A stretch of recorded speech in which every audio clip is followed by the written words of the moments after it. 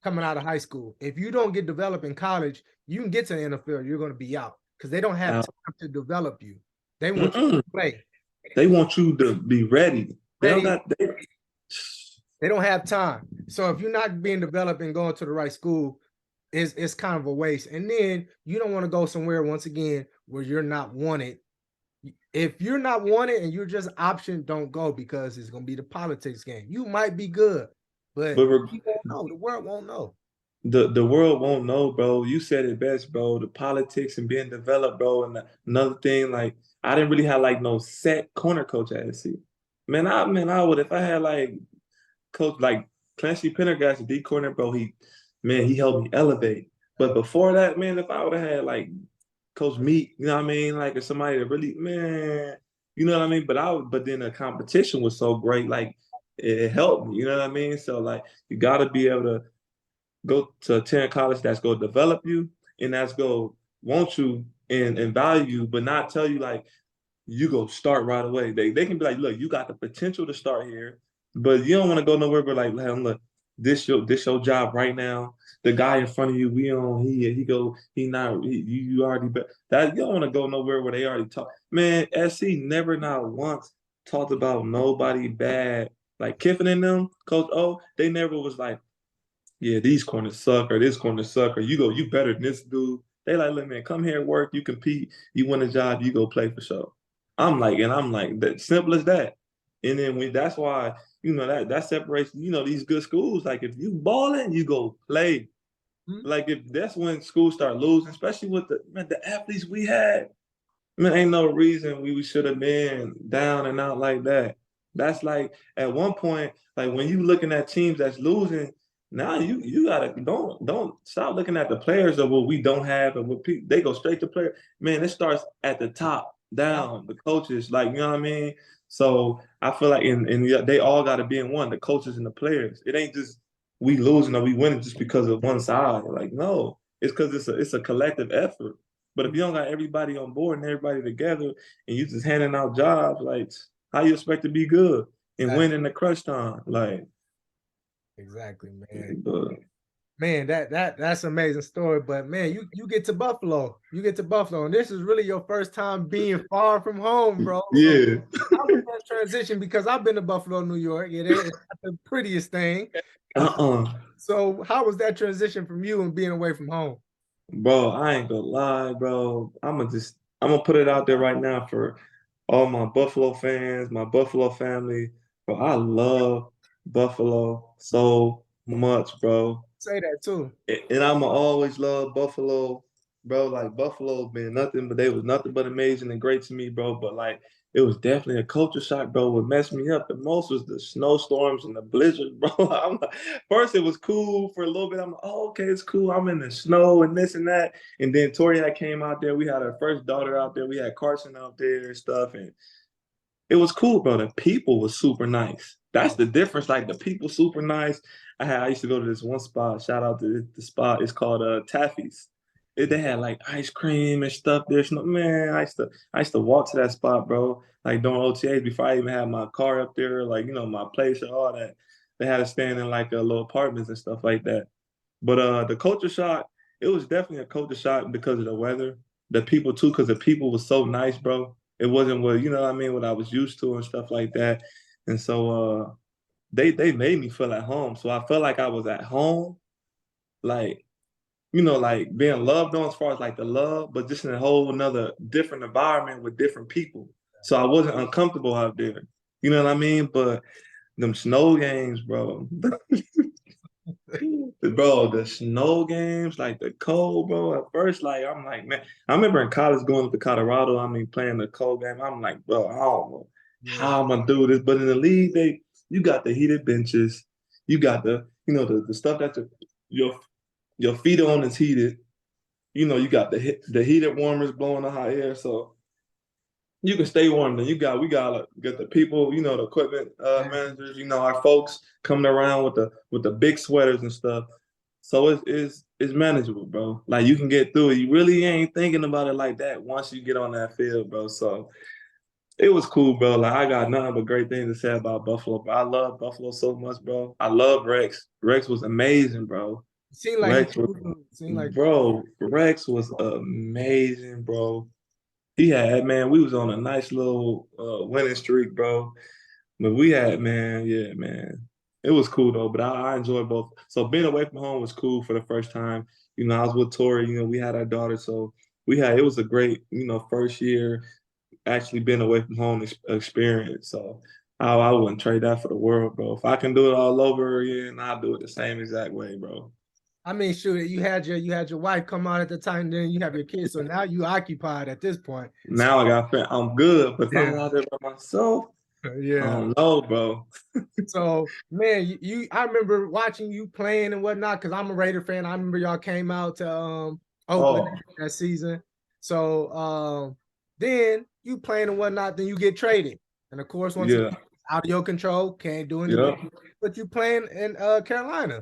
So now yeah, you're there, and then injuries happen, which unfortunately is part of the game. It happens to us. man. Some people are blessed, they don't go through it. Some Uh-huh. it just keeps coming up. So injuries at this point has hurt you, not necessarily nothing of yourself.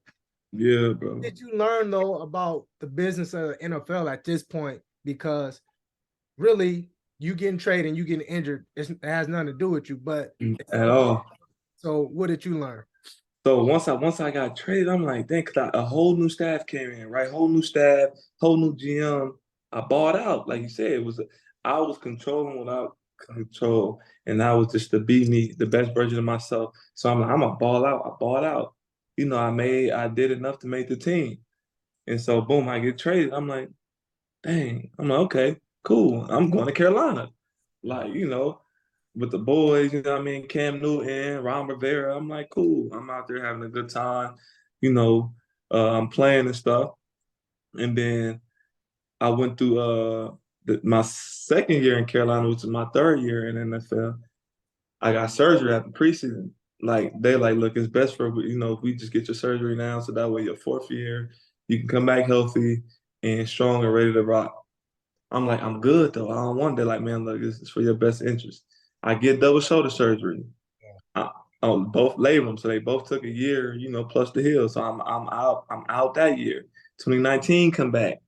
I'm dealing with like this a wrist problem, scapholunate ligament, and I'm dealing with the hamstring. I had a bad hamstring tear, like a grade 2, almost off the bone. Like it was bad, bro. Yeah. So I'm dealing with that, and I'm like, man, I need surgery on my wrist, and I got some bad information when they told me, it's gonna be this long, which at all the young athletes listening, I might hear this. It's always best to get a second opinion, like regardless.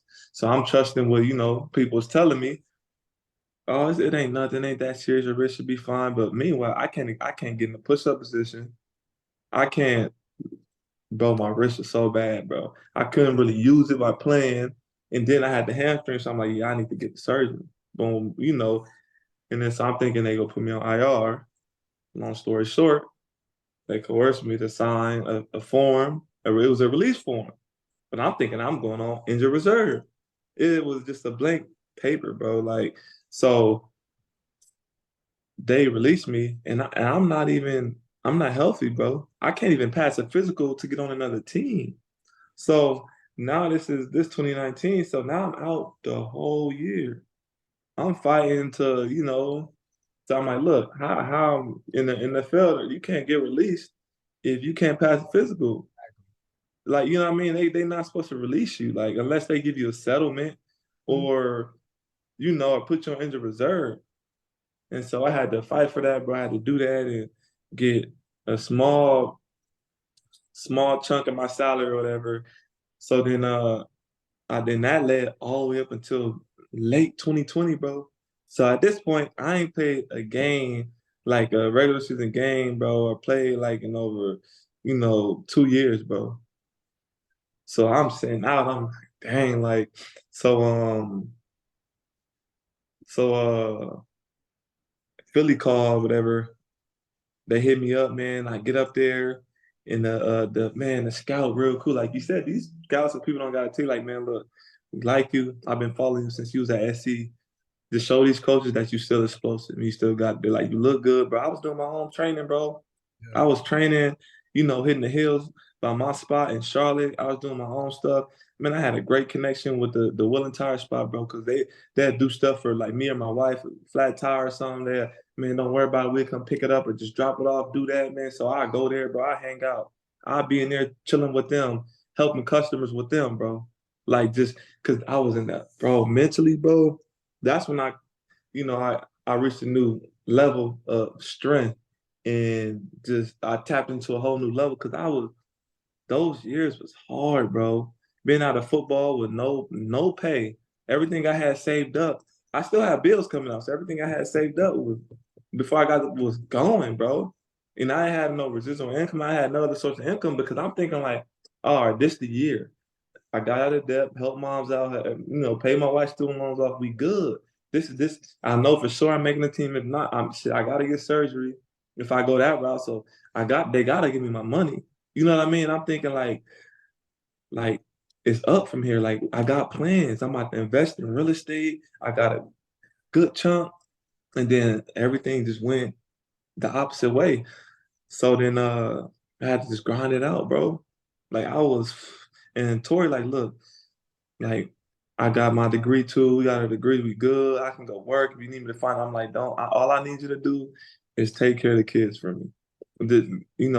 I need you to just make sure the kids are straight and don't. You know what I mean? She like, got you. You won't have to worry about the kids. And I'm gonna handle it, babe. I'm gonna be fine. I'm gonna get back into the league and we gonna be straight. She like, all right. And she believed in me, bro. She supported everything. I was going to Planet Fitness, bro. I was going to Planet Fitness getting it because I'm like, I don't want to spend money on the trainer or go to a facility. I need all the money I got saved up. So it's just going out, bills, bills, bills, bills. And we was fortunate and blessed enough the people that we was renting from in Charlotte, they're like, look, y'all good. It's the pandemic. Y'all can stay here month to month for the same price. Like, we know your situation and stuff because we explained to the realtor and the realtor told them, and they live like overseas. They live out the country and stuff. So they was cool. And they're like, man, we love y'all. Y'all great renters. Y'all keep our place up and stuff. So Philly finally, bro, Philly called. I remember Philly called. And like I said, the scout was saying, look, come up here, show them that you can still get in out your breaks. That's all we need to see. Man, I killed it, bro. They're like, man, you in shape and this and that. They signed me to the practice squad. That same week they pulled me up. That same week we had some corners that got hurt. Man, I played versus the Saints. We won, bro. And then the next week, they some DBs were still hurt corners. So I started versus Arizona. I ended up spraining my MCL, bro, the second game. There's only 5 games left. I sprained my MCL the second game, bro. My knee was like, I had to get a drain. It was like 4 big things of tubes. And so I was out for the rest of the year, bro. And then we got a new staff in Philly. I did everything they told me to do to make the team. It was a numbers game, they told me. So they released me. And then, another door opened. God gave me the opportunity to go work out for Baltimore. I remember I had to work out in Chicago. I killed that.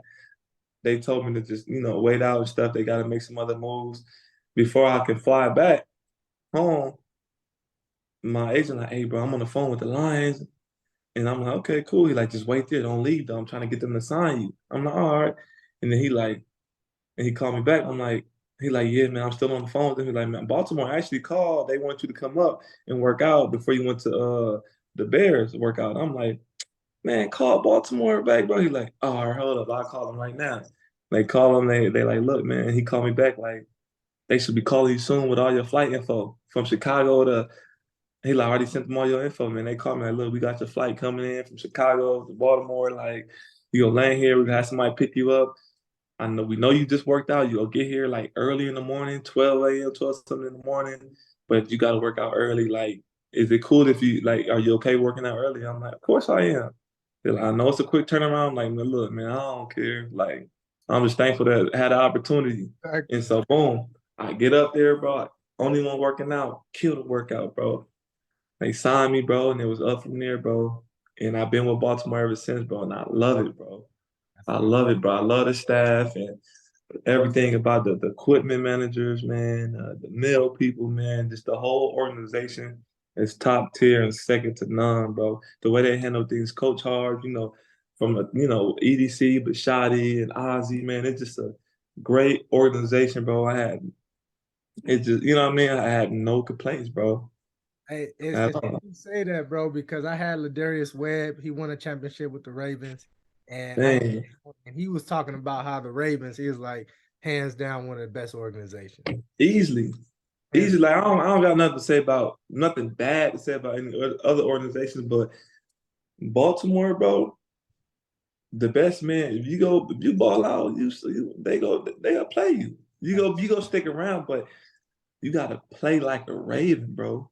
down. And playing like a Raven and just giving it your all, coming to work, ready to work every day and communicate. You know what I mean? As long as you come to work, ready to work every day, man, you gonna be golden, bro. And they go show, man, they show they value to their players. They treat you like man. They real loyal to their players and they draft picks, man. This is just a great place, and that's why they have so much success, bro. Because of the way things are ran up here. Now that's a blessing. I'm happy for you. You go to a place where the principles and the integrity of the game. They understand that because Mm-hmm. people don't understand this. Only real football players understand. Owners sometimes don't care about winning. Every team don't care about winning. They say Mm-hmm. they do, but how things are ran is not about winning. It's about entertainment. And So how things look. so and I know you can't really speak too much on it, but I'm gonna say it, but when you go to a place where you understand winning is important, it's more appreciated than when somewhere else you've been. So I'm Hey, happy man, for you. Happy for you. appreciate you, bro. For real. You hit it right on the head. For sure, You man. hit it right on the head. Like with the Ravens, we just want to win.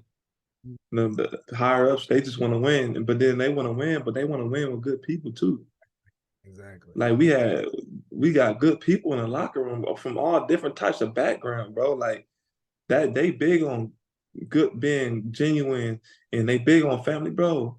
I was just talking to EDC, Eric DeCosta the other day, bro. He seen him just last week. He like, how's your family? How's the kids? How's your wife? Some guys been in organizations for years, and my boy was telling me the other day, like, man, I was with this organization for this amount of years, and the head coach never asked me how my family was. Crazy, man. Crazy. Like, and he was like one of the guys. He's like, yeah, that, and I'm like, that's, you know what I mean? And like to a lot of us, like we just not just people. Like we are human beings. Like we have families. We have a life outside of football. Football is not our everything. We have wives. We have kids. We have brothers and sisters. We have people that we love dearly, and they mean a lot to us.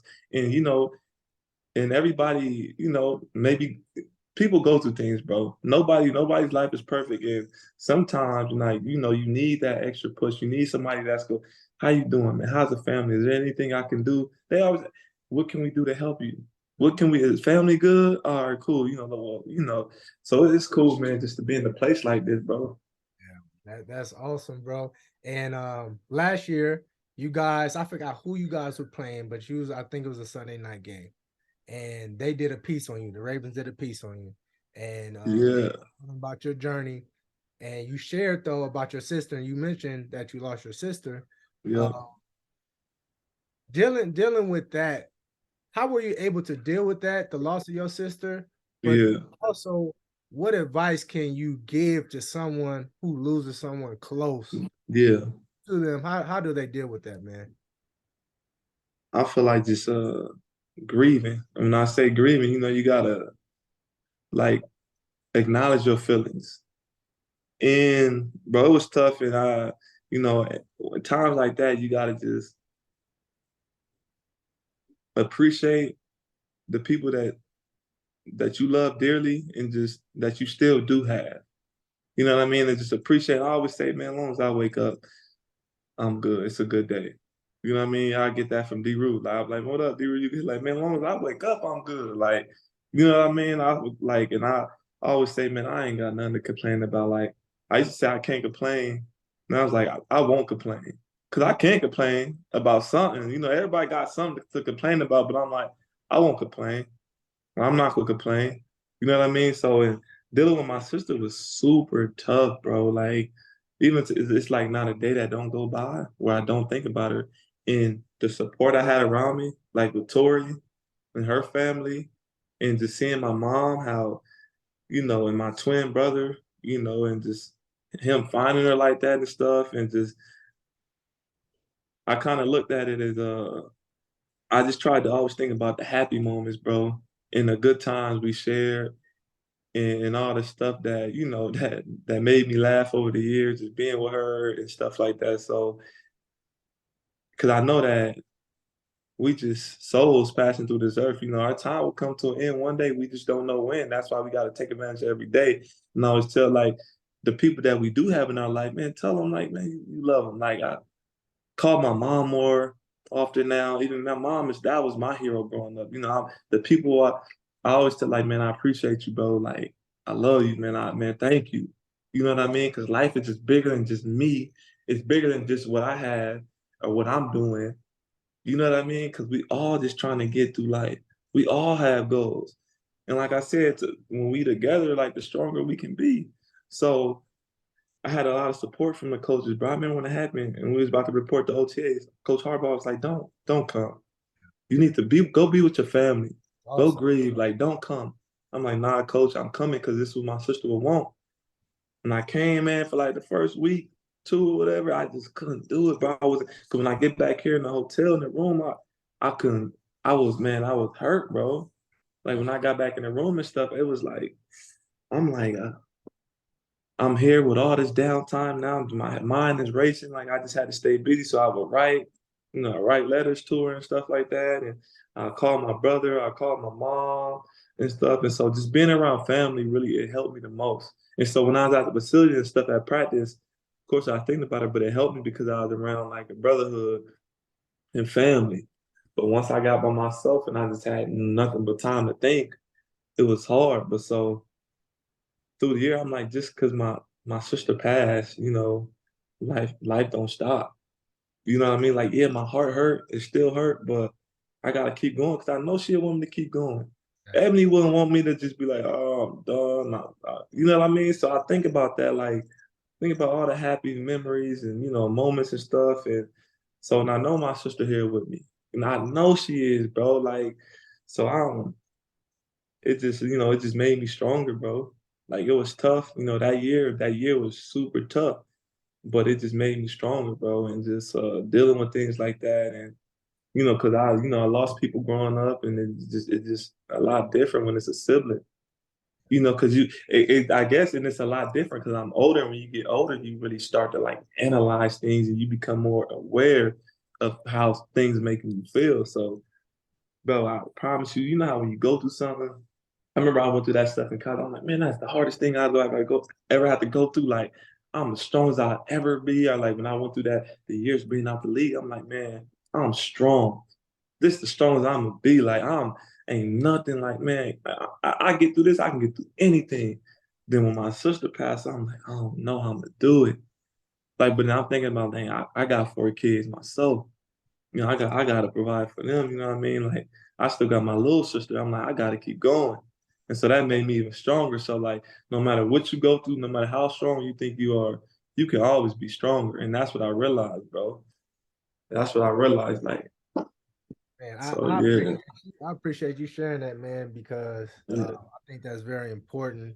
And then thank you very much. yeah, no A lot of problem. people who are dealing with things, they're not saying anything, whether it's a lost loved one or a friend or whatnot. So I appreciate you, and yeah, man, that's major right there. Like And you you mentioned now that you're a father and you're a husband, and because you are these things, and you mentioned earlier now before that your father wasn't around. How have you learned? Because I'm big on men being fathers to their kids, men being mhm. present. You know, Yeah. how have you, or who have you leaned on, or if you have reached out to anyone to help you be be a man to your family? Because it's not the same. It's not the same of being a husband and being a father, just being present. Like Exactly. being there is not just it. Like there's components to it, and only how you really understand it if you see it or if you ask for guidance and ask people. Who do you Yeah. reach out to help you be a father and a husband to your family? Man, honestly, bro, I'm gonna start with this. Like growing up, I remember I used to watch movies and stuff, and I used to see a family, a father, a dad, a mom, and kids at the table eating, bro. And that used to break me down, bro. Even though none of my friends I grew up with, none of us had our dads around, bro.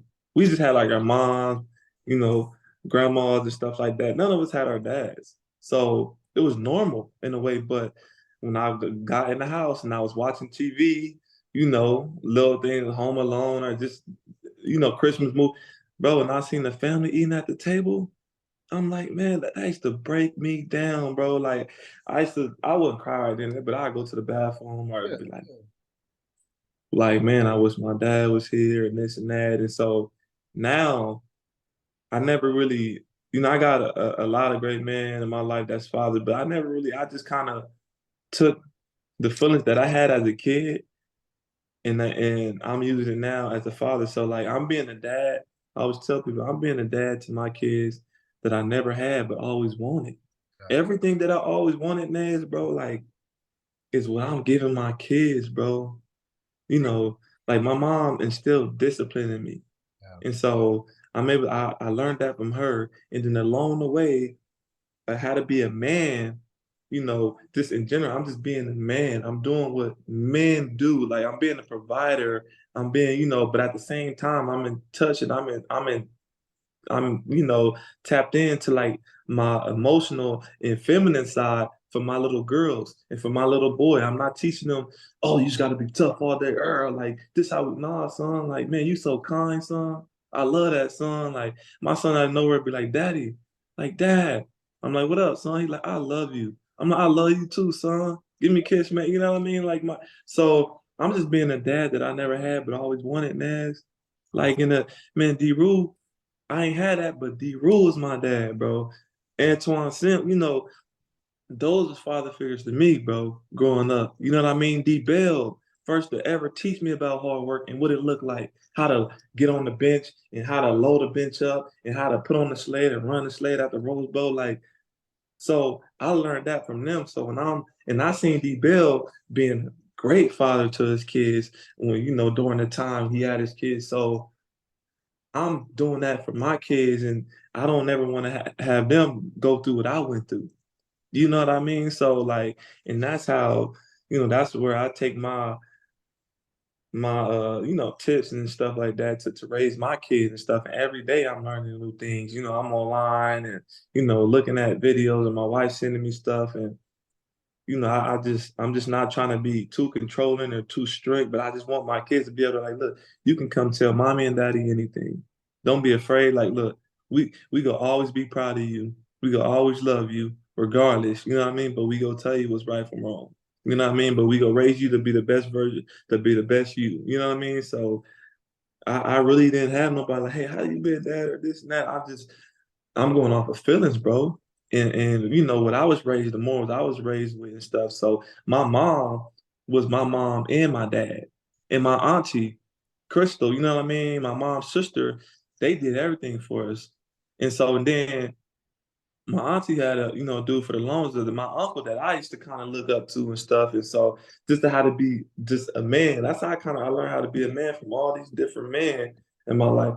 I took all, because nobody perfect, but I took all the good traits that made me like, dang, that person. I took all the good traits from them, and I put them all together.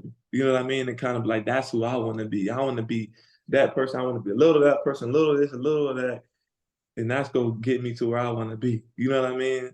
And I want to give my mom a better life, bro. That's my ultimate goal, to give my mom a better life, bro. And that was my main goal. Like, my mom don't deserve this. You know what I mean? Like, she working hard, bro. I'm like, and so, man, just to be a father, bro, you know how it is being a dad, man. Like, though, you can't, nobody can tell your kid, your son right now that you're not Superman or whatever he wants you to be, Batman or whatever. Like, and so that is just amazing feeling when you got little kids like that looking up to you, you know. And so, man, that's what keeps me going, bro. And that's what helped me through just all the hard stuff and just the support I had. You know what I mean? The Most High having faith, bro. Studying all these different books. I'm studying the Quran. I'm studying, you know, the Bible. But the Quran, the Muslims, they help me understand the Bible more. I'm studying Buddhism. Yeah. Whatever I can to help me become closer to God is what I'm willing to do. Whatever I can to help me become the best version of myself and better me, I'm willing to do. You know what I mean? Because it's hard. They like, oh, you got 3 girls, bro. It's gonna be hard. I'm leading by example. Ain't nothing hard. Yeah, it might be. I'm gonna have to raise them different than my daughters, like in the way teach them different ways to go about things. But if I'm leading by example, showing them the man, showing them how I'm treating their mom, Tori, my wife, like they go, I want somebody like my dad. And they ain't gonna go for nothing less. You know what I mean? So I'm just leading by example, bro. I ain't worried about my girl. Oh, are you worried if your daughter? Man, we live and we learn. Nobody perfect. My daughter gonna make mistakes in life, but at the end of the day, they gonna know right from wrong, and they gonna know what they gonna have a foundation. You know And what I mean? that's the base of everything, man. And I'm also I'm glad to hear that, man. I share with people because my daughter, my oldest, she's 8 years old, and Ooh, I tell people all the time, I probably never read a book completely, like myself, like me too. never read a book ever.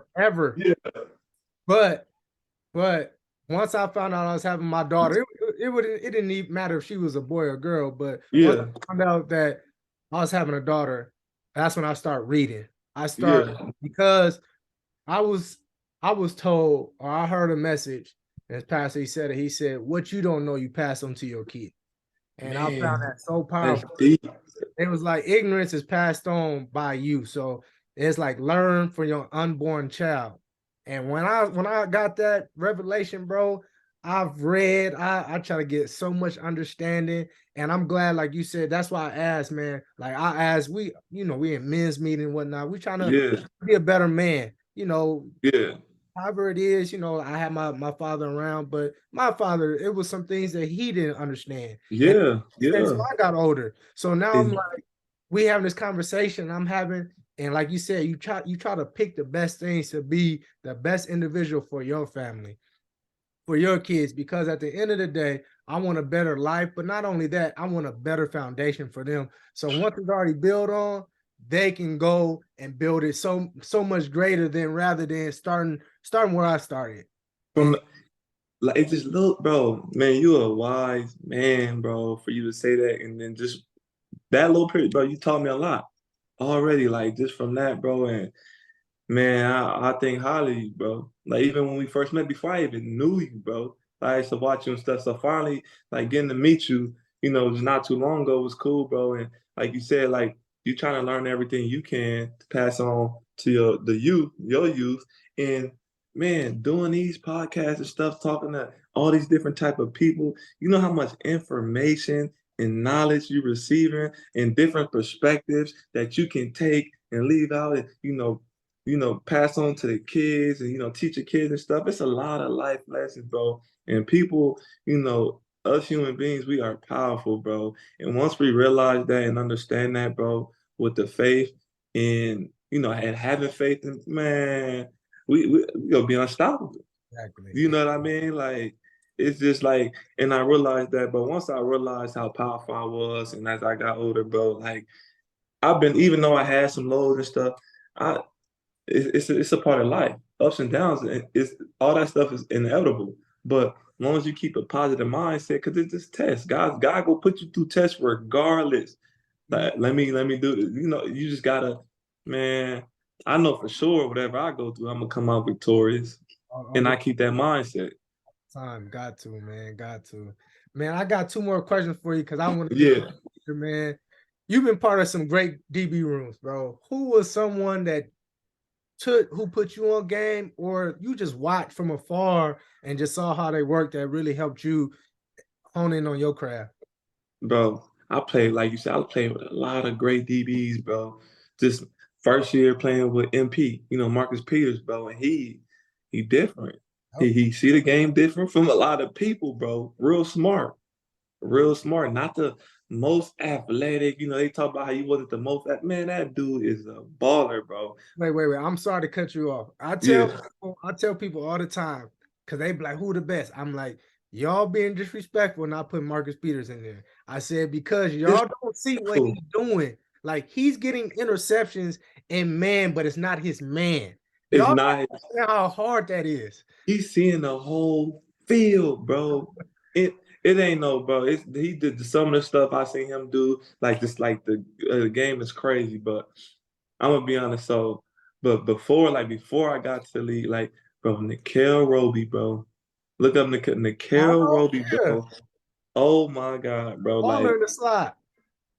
nice, bro. I didn't see him. I remember where I wasn't even, I think I was in the league at the time. I didn't see him, bro. Man, they was playing the 49ers. They was down, on corners and stuff like that. I seen him move outside to play corner. And my boy Goody, I remember Marquise Good when they was playing the 49ers. He ran the 10 out, man. Nickel Roby picked that out. And they went for six, bro. Went for six, picked that out. I'm like, man, but I seen it in college, bro. Like I've been with Nikel since college, bro.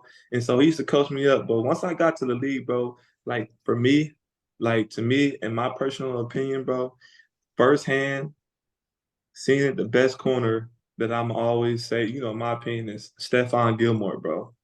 Rookie year, I'm Bro, about to say, yeah. oh, Stephon. And I didn't know. So, and man, shout out to my boy Ronald Darby too. But Ronald Darby, I remember coming in, he really helped me out a lot. He was a year above me. I think he left a little early, but anyway, he was a year above me in the league. And I remember him, putting me up on games, showing me this and that. And he like, bro. And I remember asking him, because Stephon wasn't there in like OTAs and stuff. I'm like, bro, what's so special about Stephon Gilmore? Like, what's so special about Gilly? And he was like, bro, you'll see, fool. Like when he cut, he like, you go see. He said, but the way he mowed a mirror and moved his feet, like, it's crazy, bro. I'm like, he did like his movements and stuff and his awareness. And I'm watching him on film and I'm like, okay, yeah, he good. I'm like, but I can do that right now. Yeah. Like, I'm looking, but I'm like, damn, he is good. But I think I can do that right now. But nah, bro, I was nowhere near that, bro. So cause I was balling and OTAs Yeah. doing stuff, man. He came back the first day he got back for camp, bro. Man, he had two picks in team periods. Like I remember the first play of team period, man. He on the receiver, they tried to throw a fade on him, bro. Like a fade, like a little three-step, boom. He motor merit, boom, running. He turned around, he elevated. I'm like, I'm on the sideline. He right in front of me. I'm like, oh, I'm like, okay. Again, he balling the whole day, bro. But he ain't saying nothing. He ain't saying nothing. I'm like, this dude, he see me and stuff. I'm like, what up? Gilly, he's like, what's up, bro? Like, real quiet, stay to himself and stuff like that. But if you ask him questions, he'll answer and stuff like that. And so I'm like, dang, did this dude like not like me? Like, what is it? Like, but it wasn't that, bro. Like he was just quiet. So I asked Darby, I'm like, bro, I'm like, Gilly cool, like, dude, like he got something against me or something. He's like, nah, fool, Gilly just like that, bro. He just real quiet. Like if you talk to him, he'll talk back. I'm like, shoot, all right, cool. So I just talk to him more and talk to him more, and he'll talk to me more. And I remember being in camp. My boy Des Lewis, he actually like pulled me down. I got out, I like got past him, try to go make the play. He grabbed me by my jersey and pulled me down. I heard somebody talking like, man, what you doing? Like, why would you do that? I don't know who it is. But as I'm going down, that's like, I'm sorry, bro. But I hear somebody going off on him. And it's Gilly. It's Stephon Gilly. I'm like, oh, dang, maybe he is cool. He got my back. Like, I'm like, nah, Gilly, he cool. He apologized. He's like, all right, cool. But he like, somebody can get hurt out here doing that, bro. Like, we need you, bro. Like, we need everybody. I'm like, dang, that's why I'm like, man, this dude a good dude. He just don't talk much. But like, when he do talk, you want to listen. Cause he like when Gilly talked, bro, he got something to say, bro. And I ain't never like I remember my rookie year, we played the Steelers, bro. This one, like by far, that's when I knew like he the best corner like that I ever seen with my eyes and really been around. Bro, we playing the Steelers, bro. He was guarding Antonio Brown the whole game. Antonio had his, AB had his fair, catches and stuff like that. But they was battling, bro. And he was basically in man the whole game on him, guarding him. And then I remember we was on like I can't remember, but they was on like the maybe like right past the 50, probably like in the Friends red zone, like going, I don't know, probably like maybe near the logo. I don't know, probably like close to midfield, a little past midfield, bro. And man, the Steelers got in like goal line personnel kind of, but then they had AB at receiver, bro. It was just AB and Stephon Gilmore with a whole bunch of with a whole bunch of field, bro. And I'm like, oh, this is a 1-on-1 in practice. So he slips, something happen, like it can go bad. Like, you thinking so, man, they hike the ball, act like they run. Ben Roethlisberger is back there like patting the ball, like making time, and AB doing his little stuff. I see Gilly. I'm like, oh, he the greatest. I'm looking at Gilly. I'm like, he awesome. I'm like, bro. And man, Ben had nowhere to throw it. Yeah. I'm like, man. I'm like, bro. I'm like, Gilly, bro. I'm like, good stuff, bro. Like that's impressive. He's like, man, thanks, bro. But he real chill, bro. So Yeah. Stephon Gilmore, I know he got what? What did he get? Like DB Player of the Year or something like that, or Defensive Player of the Year. But he's still in like people really don't know how good he is, bro. Like and you gotta think he did it in Buffalo. Yep. He went and did it in a whole nother system, bro. You feel me? And bro, this dude he can play, bro. Real good dude too. So I would say Gilly for sure. I think he don't get a lot of praise just because he's so quiet. He's so Because he's so quiet. Yeah. Yeah. But I was the same way because when I was playing arena and it was a dude at South Carolina, he's like, Gilly the best. I'm like, man, no, he ain't. But that season, he really balled out. But the following years, like he was just being consistent. I was like, sure, he wasn't no lion at all. Hey, you wasn't lying. And then like, you know how when you don't play the game and stuff like that, like we play the game at a high level. You play the game at a high level. Everybody you go get beat, bro. It's Exactly. you. I don't know nobody that hadn't got beat. Yeah. So and like so whenever he get there, like, yeah, see, he get beat, blah, blah. But man, he made way more plays than he got beat for Right. sure. You know what I mean? Like Gilly is just, that boy different for sure. That's what's up, man. And then shoot, Slate too. Slate, man. I play with Slate, man. Slate's still moving like he 18, bro. Hey, That man, boy's that's from JUCO, man. That's he been putting in the work. So I respect Slate game. I respect it. yeah, Respect it, man. So man, this my last one, bro. And this yeah, one, you, just to give you the floor, bro. What would you like to share to these young guys? Because you already been an inspiration, man, just by your story. yeah. You making an impact, man. So what would you like to share just for the young guys in general? Man, just to put it all in a nutshell, bro, just believe in yourself. Because if you don't believe in yourself, like that's the first step of just believing. Because if you believe, like you will achieve, bro. You believe that you gonna be successful, you'll be successful. It might not be in a route that you was initially taking, but you might have to make a U-turn, hit a different corner, but you can still be successful. Like, so no matter what you do, man, you want to do it to the best of your ability while believing and having faith and having a great people in your corner. And so that's all if I can leave, something, it'll be that, bro. And like for me, it was all about believing, but also persevering. So I want, everybody to know that I believed in myself, but I also was willing to persevere to anything and everything that came in my way. Not in because I'm not only living for myself. Like you got to have a why, and I want to influence like everybody to think of a why. And my why was to not be a product of my environment. Even though I love home, I just didn't want to just. I didn't want to be. I wanted to be successful. And my why was now, your why will change as you get older and along your journey. You know what I mean?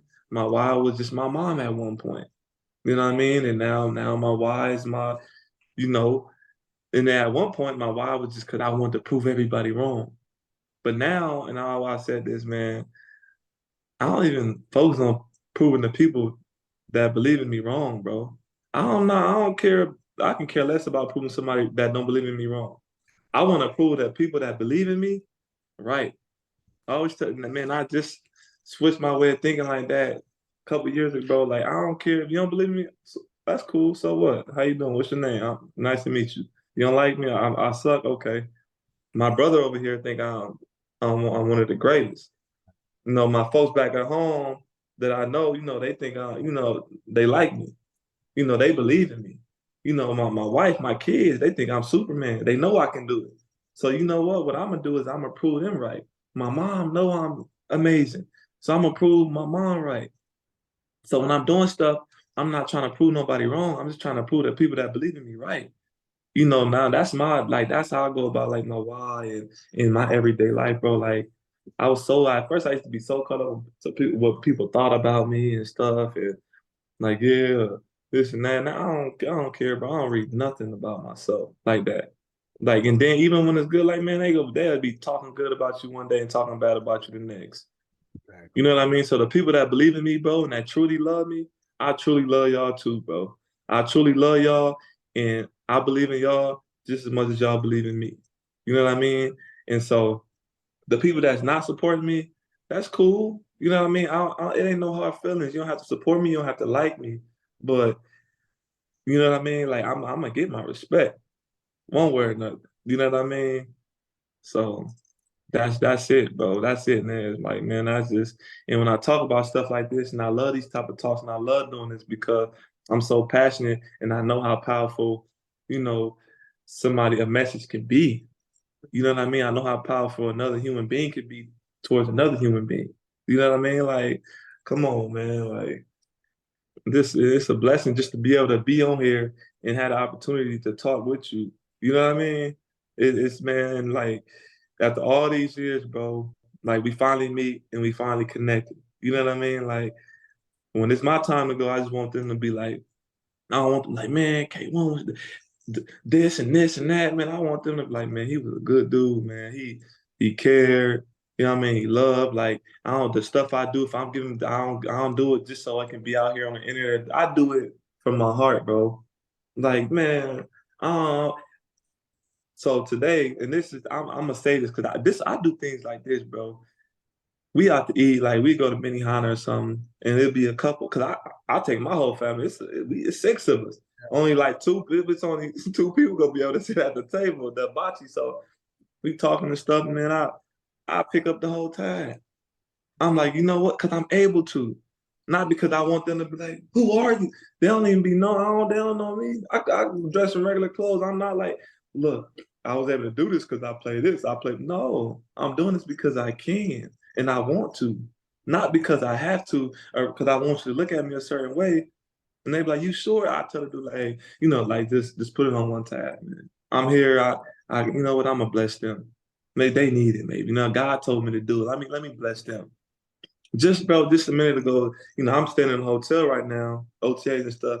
The lady come, they've been cleaning my room all week, and I'm barely in here. So sometimes I just don't make my bed. So all they got to come in and make the bed. And I never really get to catch them. So the lady was out when I came in, I caught her, and she was like, I'm like, excuse me. I'm like, how you doing? She's like, hi. And I'm like, excuse me. And then I don't think she heard me, but she came walking back. She heard me like, you clean my room today? Like, I know I don't be having much to clean, but I just wanted to let you know. I appreciate you. I had some money in my bag, a bill, bro, $100. I'm like, can I give you a tip? She's like, yeah. I gave. She's like, no, not this. I'm like, no, bro, that money been sitting in my bag, bro, for some weeks now, bro. And I'm like, I know this is gonna help her. She here working hard. No, she probably ain't got a tip. I'm like, man, look, this I can do it. My heart just told me to do it, bro. And I don't even tell people about. I ain't gonna go to them. I'm like, yeah, man, I gave $100 to the cleaner.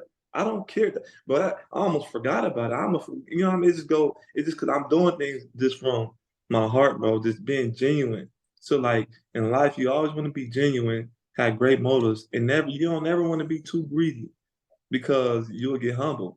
And I learned that from, this one guy, man, he's like, just don't be greedy. Just in business and life and just everything, you don't want to be greedy. And so that's it, bro. I can talk about this all day. You want to bring me on again another day, let me know. And we Man, can I, talk I about would for another. sure love to have you on, man. Again, but man, I appreciate you, bro. Like I said, bro, this just when you meet people, you know, you never know how it's gonna be, you know, especially you've been in the league from the city. Some guys they're not approachable, bro. You was approachable from the very beginning, bro. And I Because love you family.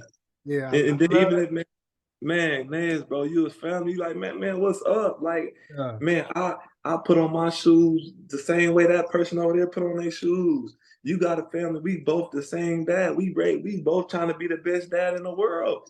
I asked your son, your dad, you love man, my daddy the best daddy. You ask my kids, my daddy the best daddy. Yeah. It's just the energy, it's the connection, bro. And good people, you a good person, bro, with a great heart. And like you said, some people, oh yeah, this person, like man, from what I know, you're a great person with a great heart, and I ain't got nothing. You know what I mean? If I don't got nothing good to say, I ain't gonna say it at all. Cause I ain't the one to judge. I ain't perfect.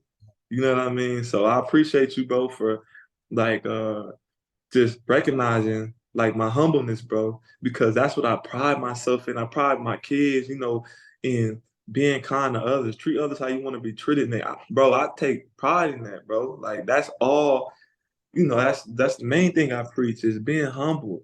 You know, treat others how you want to be treated. And I ain't gonna treat you no different, or, you know, until you give me a reason to. If you do something, all right, cool. You know what, bad. Just keep your distance, bro. Like, you know what I mean? And that's it. Cause I ain't trying to get violent, bro. I've been there, done that. Like, I ain't trying to get violent. First, I don't got time, man. You got it, big dog. You got it. Oh, you want to see? You can have it. You know, I ain't gotta prove to you nothing. That I ain't gotta prove to you that I got hands or that I'm a man. Like I tell, man, another thing for the kids, like, man, it's being different not gonna always be comfortable. You gonna have to go this way while all your friends is going that way. You gonna have to if you want to be different, if you want to be successful. And so, man, that's how I live my life, bro. Like some people might, and then like some people go say certain things or think something of you, but man, at the end of the day, you know yourself. You know what I mean? Like I know what I've been through. I know myself. So Bro. Exactly, man. So, man, keep doing your thing. Praying for you, bro. Definitely gonna be watching out for you. Any good things, man. And as well, we're praying for your family. Keep making appreciate you. keep making an impact and influence these young kids, bro. Because you are, bro. Appreciate you, family. Always, bro. Love, bro. I'll be hitting you up just to see how you doing throughout the year, and Yup. bro. Cool. Yup. Just tap in, big bro. All right, bro, man. You have a good one. You too. I'll at you.